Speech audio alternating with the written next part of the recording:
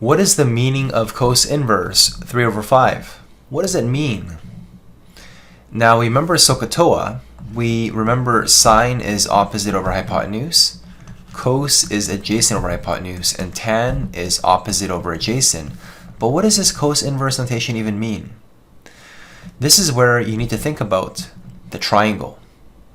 You remember that cos had something to do with adjacent and hypotenuse. So why don't we try to reconstruct a triangle that has something to do with 3 and 5? Something to do with the adjacent being 3 and the hypotenuse being one of these numbers. So let's just try. So when you think of 3 and 5, perhaps the 5 is the longest number. So let's just draw this. This would be a 5. Now, if you just make some kind of theta, if you put a theta here, let's just do that a little bit better. Now, cos theta would be adjacent, which would be a 3, and then the hypotenuse would be a 5. So this triangle looks a bit messed up. I'm going to just try that one more time. Okay, so we redrew it, just adjusting for what's reasonable. And we had theta here, which is adjacent, which is 3, over hypotenuse, which is 5.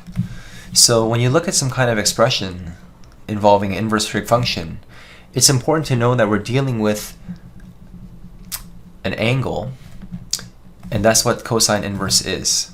Cosine inverse is actually equals to an angle, and let's see why. We know clearly from SOH that cos theta is adjacent over hypotenuse. And remember that the next step is you're taking the cosine inverse of each part.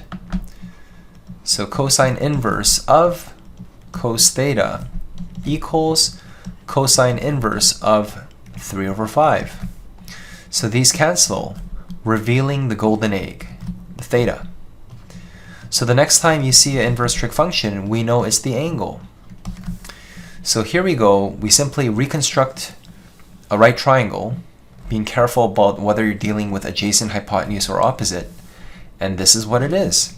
And we use your calculator if you want to evaluate the approximate answer, which is 53.1 degrees, approximately.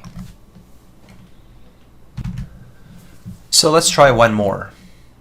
What's the meaning of tan inverse of 4 over 7? So we know we're dealing with an angle. You can call it theta or whatever variable you want. But think about the triangle. If you just drew a triangle and you have some angle, we'll just call it theta. We're dealing with tan SOH CAH TOA. Tan theta is opposite over adjacent. So tan theta is equals to opposite over adjacent. So where is the opposite of this triangle here? We need to make this a 4 over 7. Now this triangle is not to scale. You can try drawing it a bit better. So we want to make this a bit more flattened. So why don't we just try?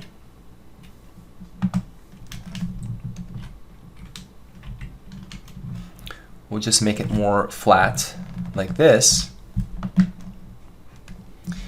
And now we'll say this is theta, and the opposite will be 4, and the adjacent will be 7. This is still not a perfect triangle, but it's close enough for us to understand what's happening.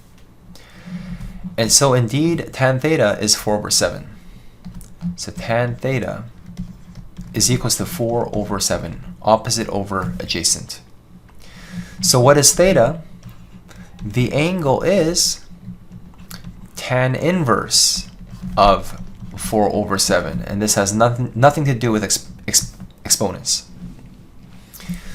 So this here is the angle formed by this triangle, and using your calculator we get the value